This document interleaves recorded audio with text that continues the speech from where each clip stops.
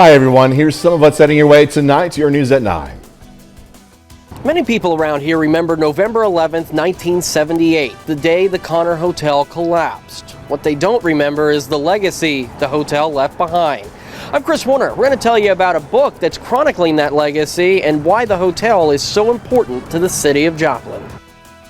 The investigation into a mass shooting at a supermarket here in Boulder, Colorado continues. I'm Ray Bogan with a look at the victims, including the police officer who gave his life in the line of duty, coming up. Authorization for a fourth vaccine could take longer than expected as COVID-19 variants move rapidly across the country. I'm Jonathan Seri in Atlanta. I'll have details coming up. Doug Heddy is weather. Jacob Leonard has sports. This is KOAM News at 9 on Fox 14.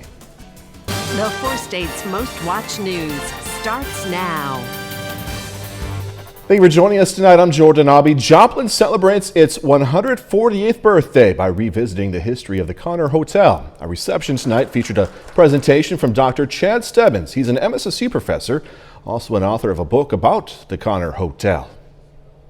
I really recommend that anyone that lives in Joplin or has had a passing interest in Joplin get both books. They're delightful, very factual, very easy to read, they flow, and I've not seen anything that has so much detailed information about Joplin as his books. I'm quite a fan. KOAM's Chris Warner spoke to Stebbins, a local historian, about the work that went into creating the book. Also, a little bit about the Connor Hotel's history.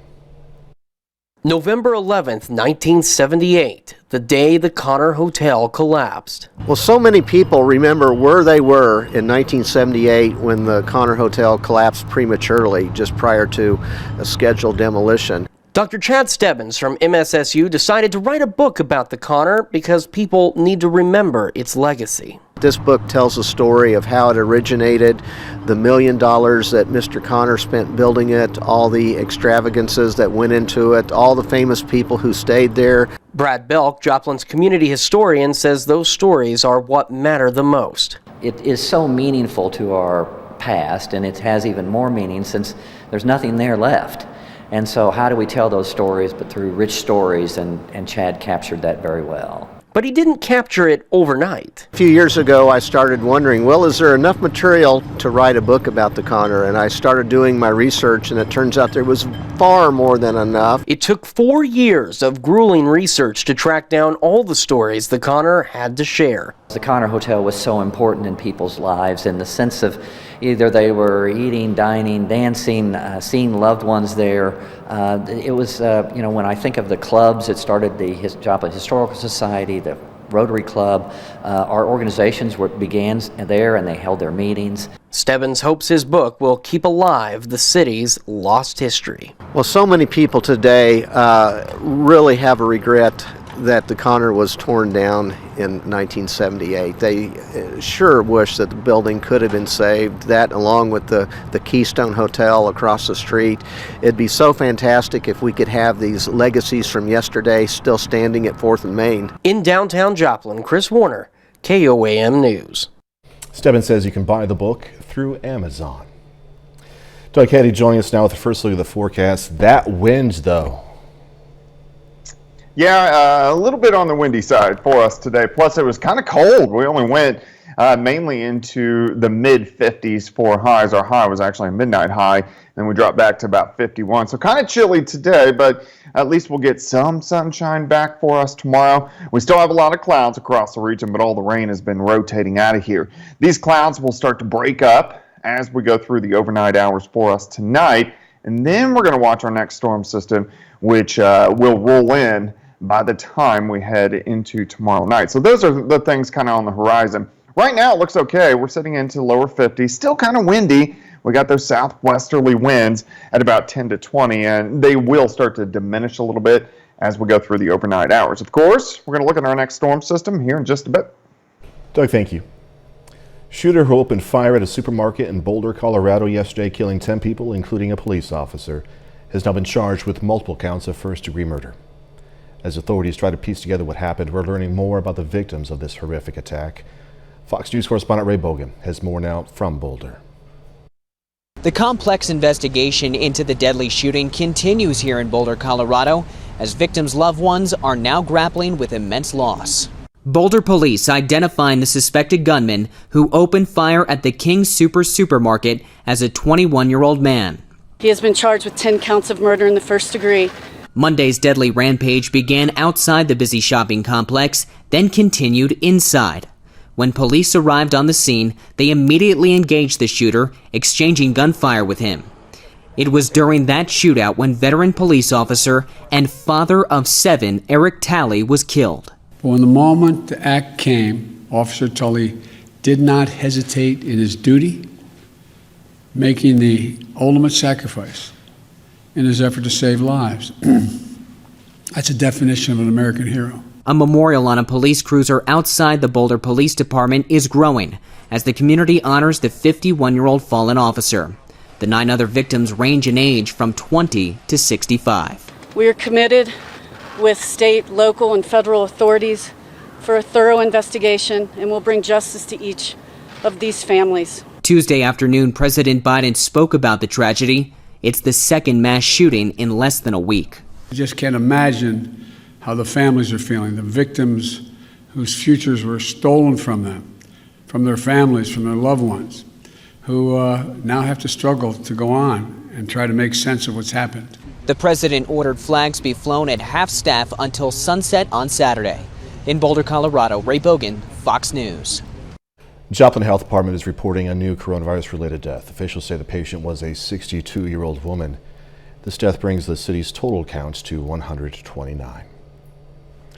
Drug maker AstraZeneca is playing defense today after federal health officials said the company submitted outdated information on their COVID-19 vaccine candidates. Fox News correspondent Jonathan Seary has more now from Atlanta. More than 156 million doses of coronavirus vaccine have been shipped in the U.S., but there are still shortages as officials expand access. On Tuesday, Texas became the latest state to offer vaccine to all adults starting next week. And officials had hoped a 4th vaccine from AstraZeneca would be approved quickly after the drug maker said it was about 79% effective in preventing symptomatic infections. But just hours later, the company was accused of submitting outdated information to the feds. AstraZeneca says it's standing behind its data, and they'll be issuing a new report within 48 hours. Politics and aside, I think overall where the vaccine is being used, it's been shown to be highly effective. Public health officials say we're now in a race between vaccines and variants. Close to 7,000 cases of highly contagious COVID-19 strains have been reported in the U.S., and they're spreading quickly, prompting some states to put the brakes on reopening plans. 6 or 8 weeks ago, we started saying, but for the variants, we'd be taking more steps more aggressively sooner, and I think you're seeing that play out. But others are continuing to lift COVID-related restrictions, leading to fears of a new surge in the U.S. The CDC now making a big push to keep folks close to home as the summer gets closer. We must find the fortitude to hang in there for just a little bit longer. We are at a critical point in this pandemic. The CDC continues to warn folks against air travel, but the TSA says it's been processing more than 1 million passengers per day for the past 10 days. In Atlanta, Jonathan Seary, Fox News. Freeman Health System has available appointments for an upcoming vaccination clinic scheduled this coming Thursday from 7 in the morning until 6 in the evening. People in eligible tiers can call 502-SHOT to make an appointment or register online at freemanhealth.com. DoorDash is about to start delivering more than just food. The food delivery service is going to start delivering COVID-19 home test kits to people's homes. Partnering with 2 U.S.-based digital health companies, Everlywell and Volt Health. Partnership will allow DoorDash customers to order the testing kits directly from the company's app in some areas. KOAM News at 9 on Fox 14 takes this time to honor one of our Force Day heroes. Melissa Thompson has served in the U.S. Army, spending time in Iraq. And we are proud to thank Melissa Thompson, native of El Dorado Springs, Missouri. She's tonight's four-state hero. Doug Heddy's up next with a complete look at the forecast. And a bit later, Carl Junction baseball aiming for a 3-0 start against MONETT. Going to have highlights in sports.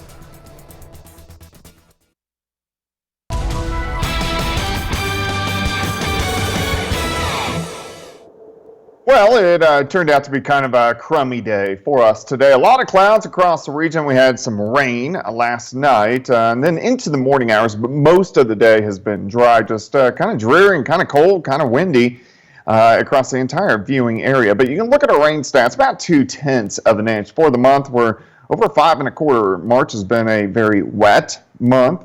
For the year, we're at just shy of 10 inches. We average by this point in time 6.8 inches of rain. Temperatures cooler for us. We had temperatures did shoot into the upper 50s, and then we mainly sat into lower 50s throughout the day. Not near as warm as what we saw yesterday, but we are going to start to warm things back up. 51 in Nevada, 53 in Parsons, 54 in Miami, Anderson, 53 in Carthage. Pittsburgh also at about 53. It's been very windy today. The southwesterly winds fairly strong. They've diminished a little bit. They're still kicking out of the southwest at 10 to 20, and they'll slowly calm down throughout the overnight hours for us tonight. But we do have a lot of clouds still. These clouds will slowly start to break up, but our whole storm system is kind of rotating to our north and heading away from us, which is good news. So this system we're pretty much done with once we get rid of the clouds, but you can see the spin up near Omaha, so that is this system passing by, but then our next storm system diving into southern parts of Arizona, and that will start to affect us by the time we head into tomorrow night. All right, for us tonight, just a few clouds by morning, but then the clouds will thicken up throughout the daytime hours, but at least it's mainly going to be dry. We'll start at 39, 55 by noon, high temp is 64, so warmer than what we did see today. There's a chance we may get a shower in here by tomorrow evening, but it's mainly tomorrow night that we'll start to see showers increasing, especially after about 10, 11 p.m. Scattered showers, maybe a few scattered thunderstorms into Thursday morning. Nothing strong, nothing severe. Scattered showers, hit and miss, kind of on and off throughout the day on Thursday. In fact, Thursday is going to be very similar to what we saw today, sitting into the mid-50s and on and off showers throughout the day. Once we get rid of that system, Friday looks pretty good. We start to warm back up. Saturday is going to be warm, but we get a cold front that slides in late. That could give some showers Saturday night into Sunday, but still Sunday looks pretty good. And then another storm system will start to affect us by the middle of next week. But in general, temperatures are going to be pretty nice over the next week. 64 tomorrow, 54 on Thursday, back to 68 on Friday, 67 on Saturday. Sunday, not bad, 70 on Monday, 73 on Tuesday. So besides Thursday, our temperatures look great for the next week. We are just going to be dodging showers and thunderstorms. Yeah. You said rain a lot. Yeah. It's that time of the year. It's that time of year. Yeah, we'll look a little farther down the road here in the second half hour. All right. Sounds good, man. Thank you so much, as always. Coming up, proposed gun control. 2 mass shootings in 1 week reignite the gun control debate on Capitol Hill. I'm Lauren Blanchard in Washington. How a divided Senate is trying to balance gun rights with background checks. All that coming up. President Biden is urging Congress to send him gun control legislation. His call coming in the wake of 2 mass shootings, one in the Atlanta area and now in Boulder, Colorado. But at a Senate hearing today on Capitol Hill, striking a balance between gun reform and gun rights looked elusive. Fox News correspondent Lauren Blanchard is in D.C. with more. 1 week, 2 mass shootings, 18 people dead between Boulder, Colorado and the Atlanta area. Now lawmakers and politicians in D.C. are pushing for gun reform legislation. While the flag was still flying half-staff for the tragedy, another American city has been scarred by gun violence. President Biden is calling on lawmakers to ban assault weapons and high-capacity magazines, urging the Senate to pass 2 background check bills already approved by the House. We can close the loopholes in our background check system.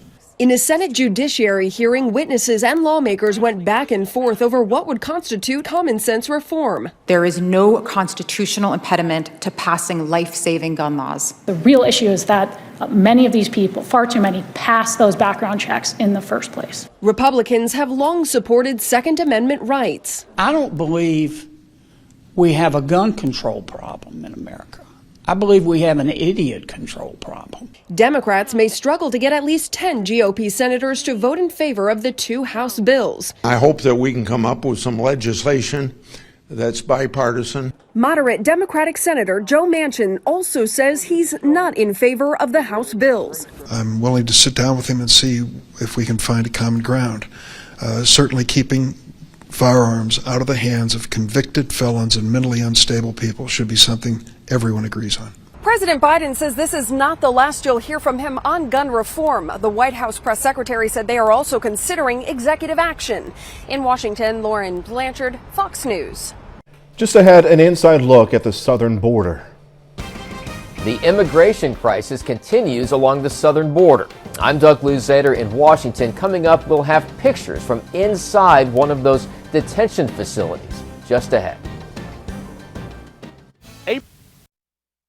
We are getting our first look inside those overcrowded border facilities that are jammed with thousands of children along the nation's border with Mexico. As Fox News correspondent Doug Luzader reports from Washington, that comes despite White House efforts to keep the media out. The Biden administration has really been trying to keep a lid on this, denying requests from one media outlet after another to find out what's really happening along the border. But now pictures have emerged, and they are disturbing. These images have heightened concerns about what's happening at the border. Released by a Democratic congressman, they show children packed into just one of the U.S. facilities there. Many are behind partitions, and at the border itself, immigrants just keep coming, believing the new administration will let them in. Sir Biden, please help me protect my family because Mexico, they don't protect us. The White House is sending a team of officials to Mexico and Honduras to try to address the source of the problem. But the president's own campaign messaging may tell the story. We're a nation that says if you want to flee and you're fleeing oppression, you should come. The president is now telling immigrants to stay where they are. And while the White House is trying hard to keep the media out of these sprawling detention centers, pressure is building. We are working to finalize details, and I hope to have an update in the coming days. Vice President Kamala Harris was asked about the crisis while visiting Florida. Do you have plans to visit the border? Not today, but I have before, and I'm sure I will again. The White House, though, really wants to keep the focus on COVID relief, and that's why President Biden is heading to Ohio today. In Washington, Doug Luzader, Fox News. Coming up, Lego and NASA teaming up on a new set commemorating a historic moment in space travel. Lego's new set is out of this world. The toy company is releasing a model of the Discovery Shuttle and Hubble Space Telescope. It's created in partnership with NASA to mark the 40th anniversary of the first space shuttle flight back on April 12th. 1981. Look at that. Pretty cool. It features realistic details like an opening payload bay right there, retractable landing gear, opening cockpit, space arm, 5 seats for the crew. Hubble Space Telescope can either be folded and contained within the payload bay or displayed separately. The set, available April 1st, costs $199.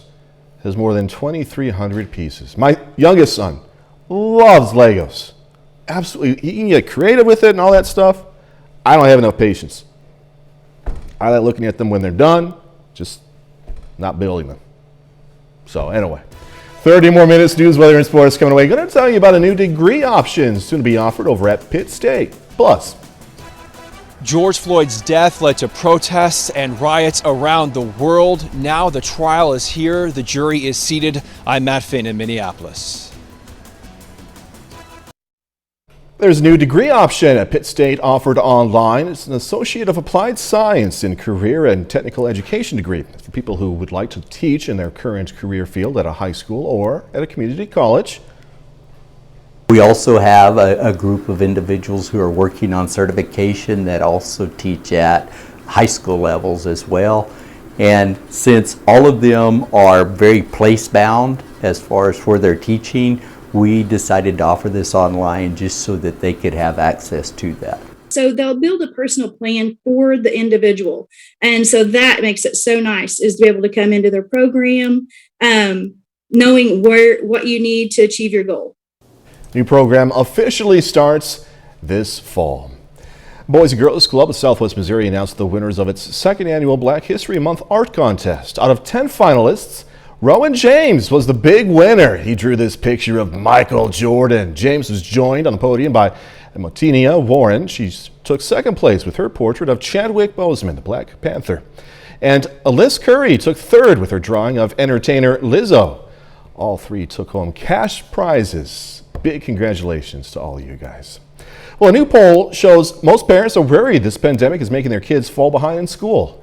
According to the poll from the University of Chicago Harris School of Public Policy and the Associated Press Public Affairs Research, 69% of parents are at least somewhat concerned their children will face setbacks. 42% say they are very or extremely worried, but it's not all they're worried about. 64% of parents say they are at least somewhat concerned in-person instruction will lead to more COVID-19 infections. After contracting COVID-19, a negative test result may not be the end of the battle. Many people are finding they are lingering symptoms that they're still dealing with, or even months after contracting the virus. Fox's Michelle Moneke tells us how UNC Health and the UNC School of Medicine are teaming up to help those suffering from these long-term symptoms. It's really impacting a lot of people. Dr. John Michael Barada has seen firsthand how COVID affects people, and sometimes there are long-term effects.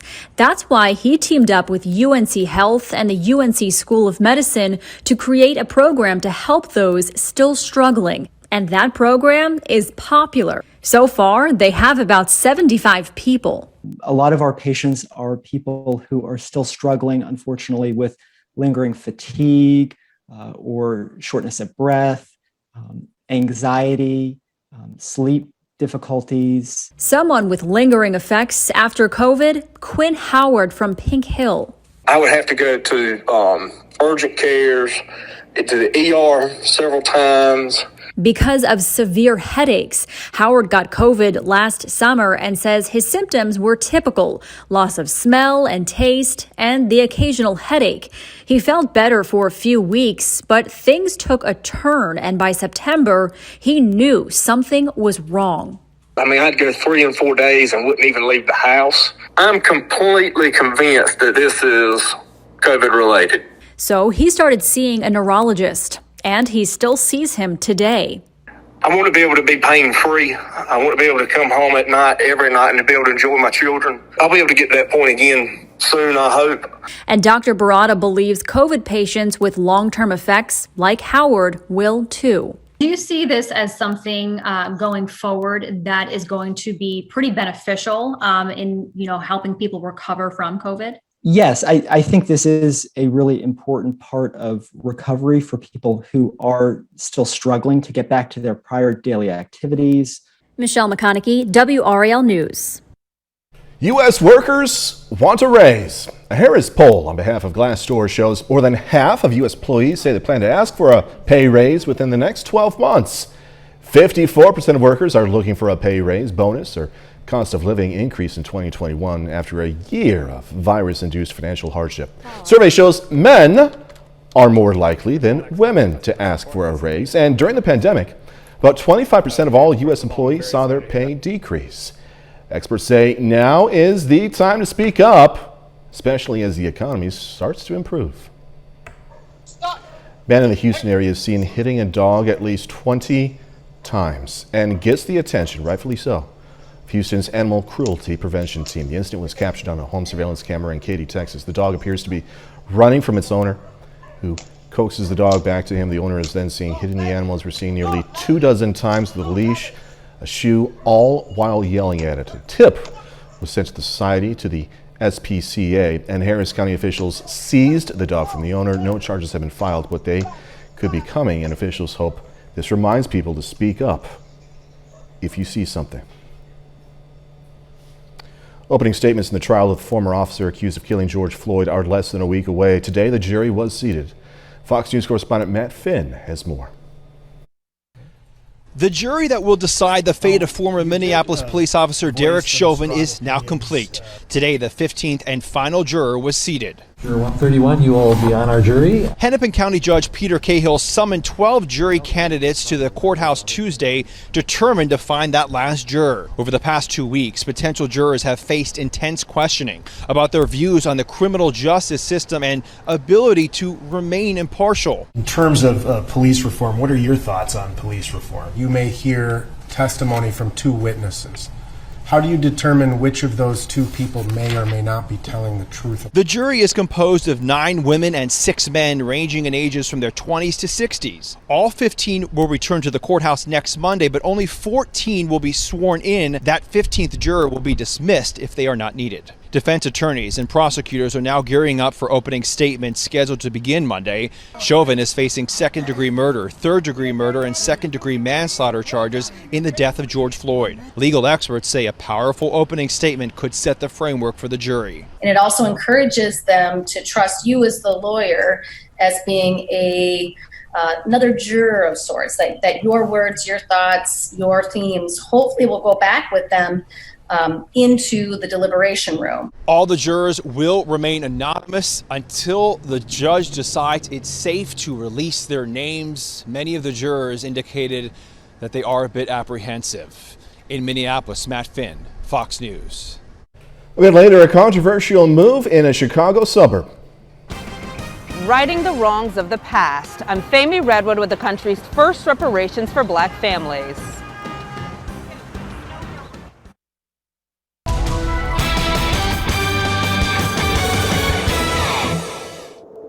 Well, it definitely turned out to be a dreary day for us today. We had the rain last night into the morning hours and then just kind of hit and miss showers throughout the day, but temperatures cold. We only went into the mid-50s during the afternoon. A little bit of rain, not extremely heavy. Most of us picked up about 1/4 of an inch for the month. We're at 5 1/4 for the year. We're closing in on 10 inches of rain. Great time-lapse Indigo Sky Casino and Resort. Of course, Indigo is just outside of Seneca, Missouri. Look at our past 36 hours. Yesterday was pretty good, mid-60s, and then today only into the low to mid-50s during the afternoon. I think we're going to flip it for tomorrow. We should be back closer to that 63, 64 degree mark.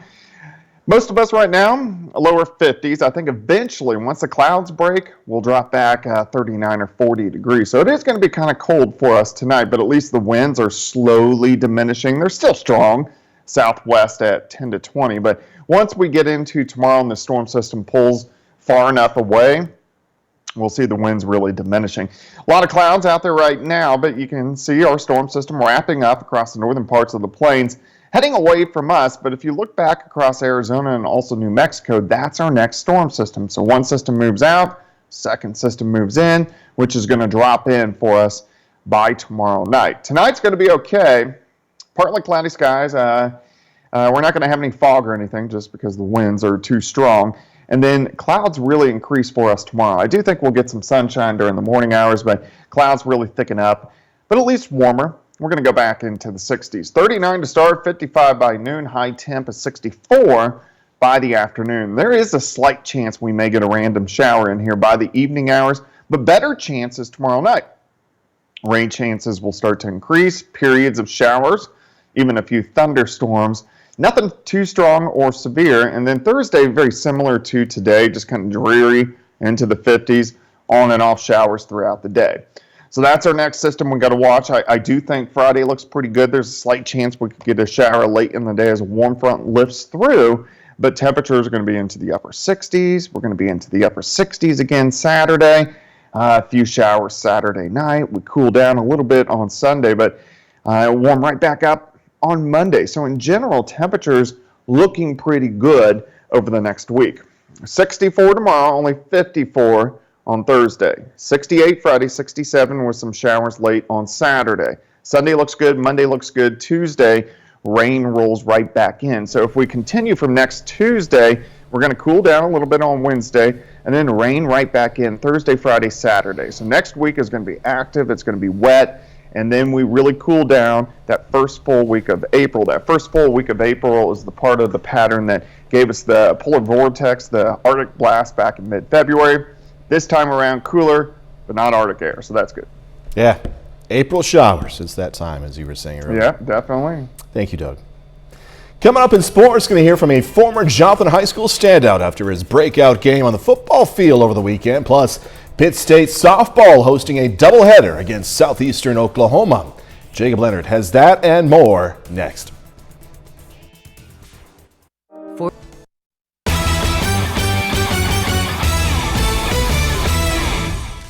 The Carl Junction Bulldogs are 2-0 to start the baseball season. CJ beat Lebanon and Neosho over the weekend to open their schedule, outscoring those two teams 24-2.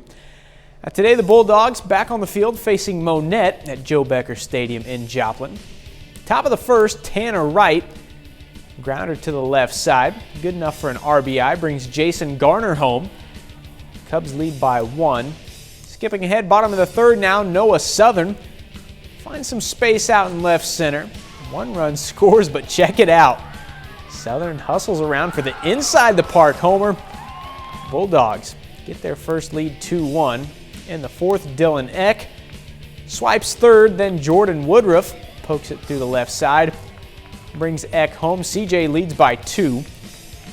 After that, Drew Byer, hard liner to right, brings home Woodruff and Cole Stewart. But CJ not done there. Southern again this time. Drops it into center, brings home 2 more. Carl Junction runs away with this one to get to 3-0. Dogs win it 10-5. The Pittsburgh State Gorillas are off to a 4-2 start to conference play. The Gorillas are back to MIAA play on Friday at Missouri Southern. First, though, PSU at home today for a non-conference doubleheader against Southeastern Oklahoma. Scoreless in the second until Cammie Zimmerman puts one in the trees. 3-run homer to left center. Gorillas up 3-0. Next inning with 1 on, Paxton Hayes hits it really high, really deep. First of 2 homers in the game for Hayes. Pitt State goes out to a 5-0 lead. Southeastern Oklahoma, though, forces extra innings, and here in the 8th, Cheyenne Mayhe 2 on, dead center for the 3-run jack. And that was enough. Savage Storm take game 1 over Pitt State 10-7. In game 2, Pitt State tries to avoid the sweep. The Gorillas, though, only managed to score 1, falling 6-1. Next up for the Gorillas, they hit the road on Friday for a doubleheader against Missouri Southern. Former Joplin High School running back Isaiah Davis is the Missouri Valley Conference Newcomer of the Week. Davis is a freshman at South Dakota State. In his first start on Saturday against Southern Illinois, rushed for 150 yards and 3 touchdowns. We caught up with Davis earlier today to talk about his big game and earning conference recognition. It was great. The opportunity was amazing. I had the opportunity that most like kids don't get, and I told myself I just had to take advantage of the day and win every play, and that's what I try to do to the best of my ability. And I'm just thankful for the opportunity. I'm blessed. You can check out our full interview with Davis on the sports page at KOAMnewsnow.com. Well, after just 2 games, the Kansas Jayhawks are out of the NCAA tournament. KU got thrown around by USC last night, 85-51 in round 2. USC shot 57% from the field, while Kansas shot about half that, 29%, 18 of 62. It's the worst NCAA tournament loss ever for Kansas. They were obviously more prepared. They played better, coached better. We shot it miserably. And it's going to be hard to score for us over that length regardless. And they shot it unbelievably well. That's about as poor as we can play, and I'm sure Andy would say that's, certainly one of their better moments, better games. So it was a bad combination all the way around for us. That's it for sports. We're back with more news after this. A Chicago suburb is going to become the first U.S. city to pay reparations to black families. Supporters say it's a step toward justice for residents who suffer from the lingering effects of slavery and many who experienced housing discrimination. But critics say the new program excludes a big portion of families. Reporter Fahmy Redwood has more. For decades, black families in Evanston, Illinois could only live in this red area, a practice known as redlining. Alderman Simmons. Now in an 8-1 vote, city officials have agreed to a reparations program that would pay $400,000 to black residents harmed by discriminatory housing practices between 1919 and 1959. Vanessa Johnson McCoy says her parents struggled to find a home in the 1950s. The banks would not allow them to, they wouldn't give them money to buy outside of this area. It was very challenging. Evanston's program offers eligible families up to $25,000, which can be used for things like home repairs, down payments, or mortgage payments. Anything that can be done to help repair that is great, and it's deserved, and it's overdue. Support for local and national reparations appears to be growing. At least 4 U.S. cities are considering following Evanston's lead, and so is the Episcopal Church. Several dioceses have publicly stated they were founded by money accumulated through slavery. But there is pushback in Evanston, even from Black residents. It leaves out a whole demographic of individuals who can no longer use this program. Senior citizens who no longer have a home. If you qualify and you have moved out of Evanston, you can still receive the $25,000, but you have to spend that money inside of Evanston. Critics say it would be more accurate to call it a housing program and not reparations. Again, that was Femi Redwood reporting. The program in Evanston is being funded through donations and revenue from a sales tax on recreational marijuana. Gonna talk some Meatloaf. The singer, that is, launching a new competition series. I would do anything for love. Hollywood Nation coming your way.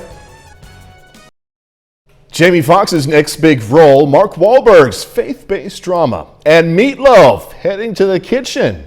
Fox's Ashley Dvorkin has the latest entertainment news in the Hollywood Nation.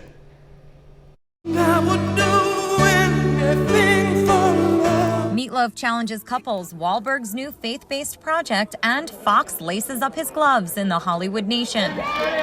Jamie Foxx is heading to the boxing ring for his next role. The Oscar winner will produce and star as boxing great Mike Tyson in the upcoming biographical limited TV series, Tyson. The show's director, Antoine Fuqua, will also produce, alongside Martin Scorsese and Tyson himself. Mark Wahlberg has lined up his next gig. According to Deadline, he will produce and star in the faith-based film Stew. The drama is loosely based on a true story near to his heart and a project he's been developing for years. Plot details have yet to be revealed. Deadline also reports singer Meatloaf is launching a competition series based on his 1993 hit song, I'd Do Anything for Love, But I Won't Do That. He will produce the show featuring couples competing in a variety of fun games to test how well they work together and how much they really trust and believe in each other. It will be set to a soundtrack of classic hits performed live in studio by original and new artists. In Hollywood, Ashley Dvorkin, Fox News. There's just something about that song, really. That's our time for tonight. Thanks so much for joining us to celebrate National Puppy Day. Going to leave you with video of some awesomely cute, adorable puppies. Be safe. Do this all again tomorrow. See you then.